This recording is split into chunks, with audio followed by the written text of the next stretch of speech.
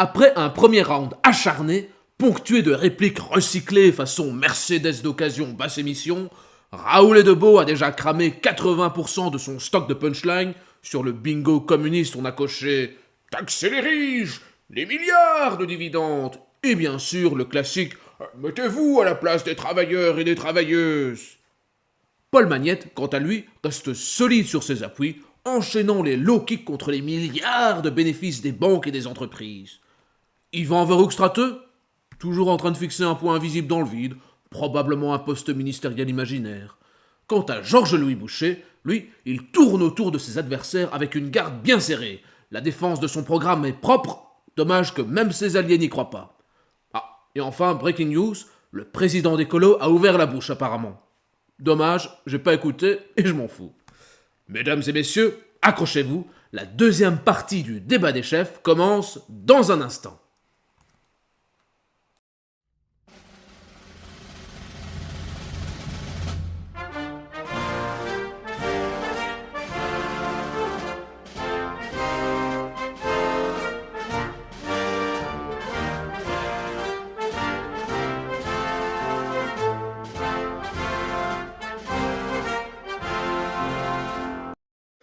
Alors, on se retrouve pour la deuxième partie du débat de rentrée sur RTL TVI qui oppose les 5 présidents des principaux partis politiques en Wallonie. D'ailleurs, si vous n'avez pas vu la première partie, je vous invite à aller la voir. Elle porte sur le pouvoir d'achat et elle est pleine de punchlines, pleine de testostérone et surtout, elle est visitée par la Hulkmania. Allez la voir, ça va vous faire rire, j'en suis sûr. Alors, d'un côté, pour les partis de la majorité, on a Georges-Louis Boucher pour le MR et Yvan Verhoekstraete pour les engagés. Et dans l'opposition, on a Paul Magnette pour le PS, Raoul Edebo pour le PTB et Samuel Kogolati pour les écolos. Le sujet de cette partie, c'est les soins de santé. Alors, écoutons ce que nos grands sages de la politique belge ont à dire sur le sujet. Je suis sûr que c'est très intéressant. On va passer à notre deuxième thème, c'est difficile effectivement. Le système belge des soins de santé est sous tension, manque de médecins généralistes, file d'attente aux urgences, explosion des coûts, le vieillissement de la population pèse sur le budget. Les soignants dénoncent des conditions de travail compliquées. La question, comment garantir un système accessible, financé et humain dans les prochaines années? Et surtout, où faire des économies? Quelles sont vos priorités pour justement refinancer ces soins de santé? Paul Magnette, 20 secondes, ça va être difficile, mais on va essayer. 20 secondes pour votre priorité. Mais il faut d'abord ne pas faire d'économies, parce que l'investissement dans la santé qu'on fait maintenant, c'est bon à très long terme. Et ce gouvernement à nouveau qui avait dit « Ah non, non, on ne va pas faire d'économies dans la santé », je me souviens les engagés qui avaient dit « On va augmenter de 3,5% tous les ans ». Et là, en fait, en réalité, le ministre de la Santé l'a dit au Parlement, donc vous ne pouvez pas le démentir. Il l'a dit, rien que l'année prochaine, c'est 1 milliard d'économies dans les soins de santé. Et donc, c'est les frais médicaux, les médicaments qui vont augmenter. Yvan Verhoekstraete pour les engagés. Votre priorité, 20 secondes. Mais justement, c'est de continuer à investir dans les soins de santé. Et donc, la réalité, les chiffres, et on peut les vérifier, j'espère que vous les vérifierez après ce débat, c'est qu'il y aura une augmentation au-delà de l'inflation, de la norme de croissance, de l'investissement qu'on va faire dans les soins de santé, de 2,5% cette année, jusqu'à 3% en 2029. Vous savez, on parle souvent, et on va en parler tout à l'heure, de l'augmentation du budget de la défense. La réalité, c'est qu'on va augmenter de la même manière l'argent que l'on va investir dans les soins de santé, de la même manière que l'on va continuer à augmenter l'argent qu'on investit dans la défense. Voilà pour votre priorité. Raoul Edebo, la vôtre, 20 secondes. Écoutez, moi je trouvais indigne que dans un pays comme la Belgique, on doit attendre des mois et des mois pour avoir un rendez-vous. Franchement, dès que c'est un spécialiste, le nombre de témoignages qui rendent des mois et des mois. Comment est-ce possible? Et donc non, c'est pas le temps de faire des économies dans les soins de santé. Je ne suis pas d'accord avec ça. Les prix des médicaments, les mutuelles ont calculé 130 € en plus par an pour 1 million de patients. On doit arrêter de faire augmenter les prix des médicaments. Et donc, j'ai une proposition très simple. Quand on parle de budget, c'est une question prioritaire. 34 milliards d'investissements les 10 années à venir pour acheter des bombes, des F-35, de la guerre. Je propose de les réinvestir dans les pensions et dans les soins de santé. Ça, c'est une solution qui est humaine et qui est pour la paix. Samuel Kogolati, pour les Verts. Ma fiancée est pédiatre, elle bosse en pédiatrie à l'hôpital. Et ça fait des années maintenant qu'on voit à quel point on manque d'infirmières. Elles quittent une à une. C'est le burn-out généralisé pour toutes. Et celles qui restent sont en fait obligées de faire le travail de toutes les autres qui ont quitté. Et donc, il y a vraiment une alerte ici générale. on les applaudissait toutes et tous, hein, souvenez-vous, pendant le Covid. Et ici, plus rien du tout. Et donc, il y a urgence à vraiment revaloriser Et soutenir ce la personnel, rémunération, mais aussi vraiment sauver et garantir du temps avec le patient, du temps de soins. ouais. C'est votre priorité. On termine le tour de table avec vous, Georges-Louis Boucher. Deux choses. La première, je voudrais rassurer M. Edebeau, dans les 10 prochaines années, on dépensera effectivement 120 milliards d'euros pour notre sécurité, mais dans le même temps, nous allons dépenser plus de 1200 milliards d'euros pour les politiques sociales. Et donc, on peut le rassurer, l'argent de l'un ne sert pas à l'autre, manifestement. Le deuxième élément, vous le savez, moi, ce qui me préoccupe, c'est que les générations futures puissent continuer à avoir un système social. Et j'entends beaucoup de gens irresponsables qui s'imaginent qu'on peut brûler l'argent dans le pays le plus taxé du monde, qui a un des plus hauts déficits de l'Union européenne Alors là, je veux et pas de vous dette. répondre Et à donc ça. oui, on doit faire des efforts pour que nos enfants Merci. puissent continuer à avoir un système Georges, social. merci. Bon, après ce rapide tour de table, bonne nouvelle, de l'extrême gauche à l'extrême centre, ils sont tous d'accord, il faut augmenter les dépenses de santé. Dans le pays qui, je le rappelle, taxe déjà les revenus du travail à 53%, on est numéro 1 d'Europe, champion du monde, mais il faut continuer. Pour la faire rapide, on commence par Paul Magnette, fidèle à lui-même, qui nous explique qu'il ne faut surtout pas faire d'économies. Mais attention, hein, quand il nous dit faire des économies, pour lui ça veut dire augmenter le budget, mais un tout petit peu moins vite que prévu. Voilà pourquoi un gauchiste, ça ne tiendra jamais un budget, car pour lui, dépenser moins vite, c'est déjà couper dans les dépenses. Bon, après on a Yvan Verhofstadt, il a parlé, personne n'a écouté, allez, next. Ah, Raoul Edebeau, le grand Raoul, le patron des cassos. Alors il commence à nous sortir une tirade sans queue ni tête. Ah, mais vous vous rendez compte, il faut des mois pour obtenir un rendez-vous d'un médecin spécialisé, et donc on ne peut pas augmenter le prix des médicaments, surtout pas car c'est très très méchant, et donc, en conclusion, il faut couper le budget de l'armée. Bon, je sais pas, personnellement, j'ai rien compris à ce qu'il a dit, mais je vais essayer de décortiquer, mon petit Raoul. Laisse-moi t'expliquer. Dans un pays, il y a toujours une armée. Alors, si c'est pas la tienne, c'est celle du voisin. Alors, peut-être que toi, tu rêves d'une milice talibane pour gérer la Belgique, mais personnellement, moi, je préfère les militaires bien de chez nous. D'ailleurs, dites-moi en commentaire quel militaire vous préférez afin d'assurer l'ordre et la sécurité en Belgique. Le suivant, Samuel Kogolati, il commence à nous parler de sa femme ou de son mari dépressif, peu importe, tout le monde s'en fout, mais sa conclusion, il faut augmenter les salaires avec l'argent magique des vilains riches et des vilaines multinationales qui polluent. Ok, t'as essayé au moins. Allez, suivant. Ah, Georges-Louis Boucher, le libéral de salon.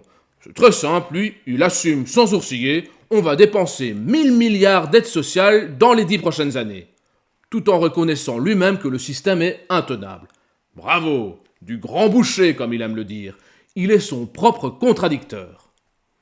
Bon, le véritable problème ici, c'est que personne n'ose dire les termes et la vérité. C'est qu'avec la pyramide des âges, le coût de la santé publique va tout simplement exploser. Car on a un système qui est ouvert à la terre entière et qui est devenu une véritable passoire. Alors, pour commencer, on a des clandos qui possèdent environ 2% des dents qu'un être humain doit normalement posséder et qui viennent se faire refaire les chicots en Belgique aux frais du contribuable belge, évidemment. Ensuite, on a une ribambelle de Belges persuadés que l'État-maman sera toujours là pour réparer leur choix de vie désastreux, et donc aucun souci à s'enquiller des cigarettes, de l'alcool, une alimentation désastreuse, c'est pas grave, c'est Nicolas qui paye. Ensuite, on a des hôpitaux surchargés de gratte-papier inutiles qui font des Excel que personne ne lit, et bien sûr les fameux 6 mois de délai pour voir le moindre médecin spécialiste. Pourtant, la solution elle est très simple, il faut assumer la privatisation et les assurances de santé privées. Car dans le privé, c'est toi qui es responsable pour toi-même et pour ta famille.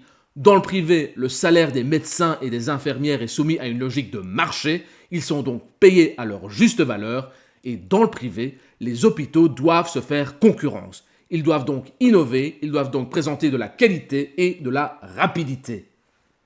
Car dans le public, il n'y a aucune obligation de résultat. À part quelques médecins et infirmières passionnés, tout le monde s'en fout, ils seront payés quoi qu'il arrive, et c'est pour ça qu'ils te traitent comme de la merde. Dans le privé, Un hôpital qui te traite comme de la merde, personne n'ira, il fera faillite, car les gens ont le choix, ils sont libres d'aller dépenser leur argent où bon leur semble. Mais évidemment, aucun de ces politocards n'aura jamais le courage de prononcer le mot interdit, privatisation. Allez, on continue. Continuer à avoir un système social. Merci Georges-Louis Boucher. Yvan Voxtrat, pour les engagés, est-ce qu'on peut économiser dans les soins de santé ou pas? Non, et l'objectif n'est pas d'économiser les soins de santé. Pour répondre à la problématique des médecins et la disponibilité des médecins, nous allons aussi augmenter le nombre de numéros INAMI, aussi quelque chose que vous n'avez pas réussi à faire. Et vous parlez il y a quelques instants du fait que ça fait des années qu'il y a une pression forte sur les médecins. Je vous rappelle juste que vous étiez au gouvernement Le fonds blouse blanche, et que Oui, nous allons effectivement. continuer à investir dans les soins de santé. Le fonds Et c'est ça qui est blouse blanche, fondamental. c'est le PTB, c'est un des Et vous seuls amendements. demandez- Le PTB a pu apporter à partir Et de vous l'opposition. demandez Ça, avec aujourd'hui le au fonds budget blouse blanche, de ça faire fait 907 pas millions ça, c'est d'euros vrai. d'économies. Donc Non, c'est vrai. c'est un combat important, ce fonds blouse blanche, et ça nous permet de nous rappeler que le secteur des soins, la lutte dans le secteur des soins, pour avoir des moyens suffisants, les pensions dans le secteur des soins, 50% des pensionnés qui partiront avant l'âge de 67 ans vont être sanctionnés à cause de ce gouvernement dans le secteur des soins. Ces infirmiers et infirmières qui, tous les jours, donnent le maximum, qui travaillent 6-2, 2-10, la nuit parfois. On avait promis pendant le Covid qu'on allait revaloriser les carrières, et qu'est-ce qu'on dit ? Bosser jusqu'à 67 ans. Ouais. Comment osez-vous demander aux gens de travailler jusqu'à 67 ans? C'est infaisable pour les gens. Et donc, je Vous avez- propose comme priorité à votre gouvernement, Vous plutôt que de avez pas couper de- dans les pensions, plutôt que de mettre un malus pension qui va coûter 200-300 euros, investissez dans les pensions. Vous avez peu de respect pour les infirmières et les pensions, infirmiers? Non, mais sur les pensions, je voudrais répondre très concrètement. Nous, on a réinstauré la pension à 60 ans. C'est-à-dire que si vous avez 42 années de carrière à 60 ans, c'est les gens qui travaillent dans beaucoup de métiers pénibles, Mais le non, transport, personne. la logistique, Mais non, il y a la personne. construction. Personne. Eh bien, à 60 ans, vous pouvez prendre votre retraite. Si je vous assure, il y a des gens qui Mais travaillent 234 réellement, monsieur jours. Debeau. Il faut Il n'y a pas 234 que de l'assistance Mais non, sociale pas dans du notre tout. pays. Les Heureusement, il y a assistants. des gens qui travaillent. On Bien sent que sûr. Pour les le pensions, reste, ça cristallise aussi. pour le reste, la question du malus pension. On oublie un élément, c'est le bonus pension pour les gens qui vont plus longtemps. C'est un système assurantiel. On ne peut pas ça, c'est payer des l'élite. pensions Ça, c'est l'élite. si les Travaille gens... jusqu'à 70 Mais ans. c'est pas On la va essayer question de de magnétiser. l'élite. Allez, Je rencontre des gens tous les jours qui ont des métiers Je me demande si Raoul Edebo va prendre sa pension à 50 ans ou est-ce qu'il continuera à nous casser les couilles jusqu'à 80, 90, 100 ans, tout en touchant bien sûr ses rentes d'argent public. Allez, vous prenez les paris ? compliqués Allez et sur le terrain. qui aiment travailler monsieur Boucher. de manière Sur les peut-être pensions. réduite en Merci. fin de carrière. Monsieur Je ne sais plus quel est le sujet. Je pensais qu'on allait parler de santé. Maintenant, on parle de pension. Soins de Je vais vous parler santé, de tout aussi pension, mais- concernant soins de votre santé, priorité. Pour le coup, c'est bien envoyé de la part de Paul Magnette.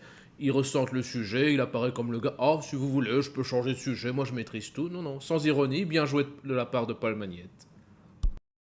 C'est vrai que quand ce gouvernement augmente le départ de l'âge à la pension, fait en sorte que les gens qui pouvaient partir un peu plus tôt ne pourront plus partir plus tôt, qu'une dame qui va devoir partir à 63 ans parce qu'elle ne tiendra pas jusqu'à 67 ans. Elle a mal partout, elle est fatiguée, elle fait tous les efforts du monde, mais elle ne tiendra pas, et on en rencontre beaucoup, elle va perdre jusqu'à 350 € sur sa pension. Et donc, c'est ça votre malus pension. C'est pas des gens qui se la coulent douce et qui veulent partir. Les gens qui ont les C'est des gens cotisations très pour bien. partir. Si je peux terminer ma Ouais. phrase sans que M. Boucher m'interrompe. Quand vous avez des gens qui sont dans les titres services, qui sont dans le service de nettoyage, des ouvriers en voirie, des pompiers, des policiers, des tas de métiers qui sont des métiers pénibles, eh bien, tout simplement, Allez. ils ne peuvent pas travailler Samuel jusqu'à Samuel 60 Samuel ans. Kogolati, brièvement. Samuel c'est un mensonge.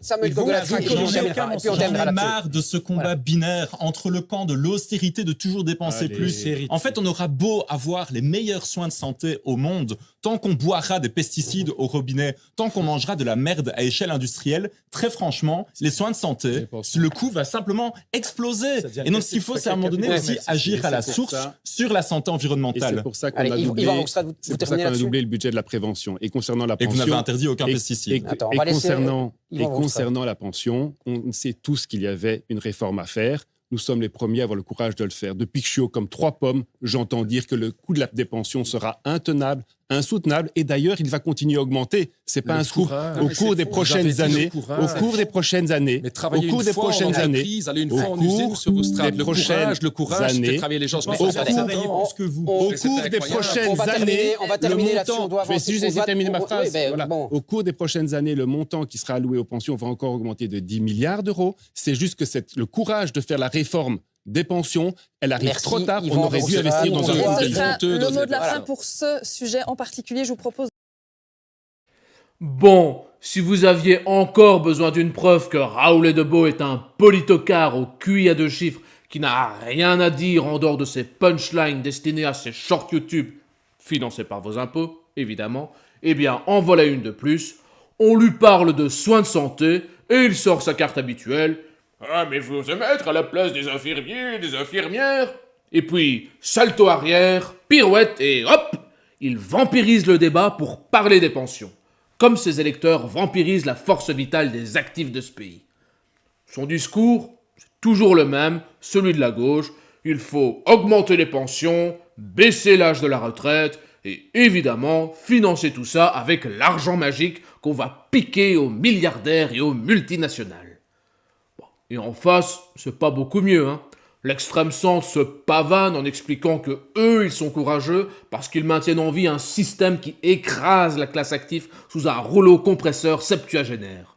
En gros, on bouge les curseurs d'un an par-ci, d'un an par-là, mais on garde la machine infernale telle qu'elle. Bon, j'ai déjà fait une vidéo complète sur le sujet, c'est la première de la chaîne, donc allez la voir si vous ne l'avez pas vue, mais en résumé, le système de retraite par répartition est condamné. Pour vous la faire courte, chaque mois, une grosse part de votre salaire est cotisée pour votre pension. Mais soyons clairs, vous ne cotisez rien du tout. Cet argent n'est pas investi. Il est transféré immédiatement sur le compte d'un retraité pour financer son train de vie ou, dans certains cas, sa survie. Et ce système peut uniquement tenir si la part des actifs est significativement beaucoup plus élevée que la part des retraités. Or, un simple coup d'œil à la pyramide des âges en Belgique montre le désastre. Aujourd'hui, si on enlève les fonctionnaires et les employés publics qui, par définition, ne créent pas de richesse et ne cotisent pas, et si on ne prend en compte que les personnes qui ont réellement un emploi, on est aujourd'hui à moins de 2 actifs pour un retraité. Dans 50 ans, on sera clairement en dessous de 1 actif pour un retraité. Autrement dit, l'équation est purement impossible. La seule solution, eh bien, ce n'est pas de bidouiller les variables, c'est de regarder la réalité en face et de passer enfin à un système de retraite par capitalisation. On arrête de traiter les gens comme des enfants. Tu veux investir sur 30 ans et partir à la retraite à 50 ans? Tu es libre. Tu préfères vivre au jour le jour, dépenser tout ce que tu as et bosser jusqu'à ta mort? Eh bien, c'est ton choix. Et le plus ironique, c'est que quelqu'un qui investit 500 € par mois pendant 40 ans sur un simple ETF Montre et qui fait preuve d'un minimum de rigueur et de discipline, ce dont un gauchiste est fondamentalement incapable, eh bien lui, il ressort millionnaire, bien plus riche que si l'État stratège avait géré sa retraite en ponctionnant de plus en plus le bon Nicolas, le contribuable belge. Mais ça, aucun politocard n'osera jamais le dire. Pourquoi ? Eh bien parce que les retraités, c'est la catégorie qu'il ne faut jamais vexer, car ce sont eux qui font les élections. D'ailleurs, si vous voulez véritablement cotiser pour votre pension et commencer à investir, j'ai un lien en description vers mon courtier de Giro qui vous permettra de profiter de 100 € de frais de courtage offerts, alors allez-y et profitez-en. En ce qui concerne cette deuxième partie du débat qui portait sur les soins de santé mais qui a vite dévié vers les pensions, elle est terminée.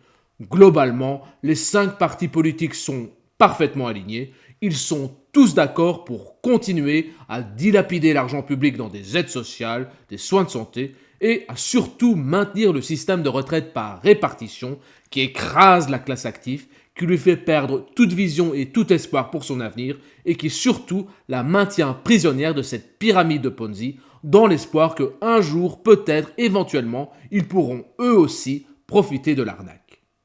Voilà, cette vidéo est terminée. On continuera la suite du débat et les prochains sujets dans une autre vidéo. D'ici là, n'hésitez pas à liker, à partager, à vous abonner et à commenter. Et surtout, n'oubliez pas, la liberté, c'est avant tout un choix.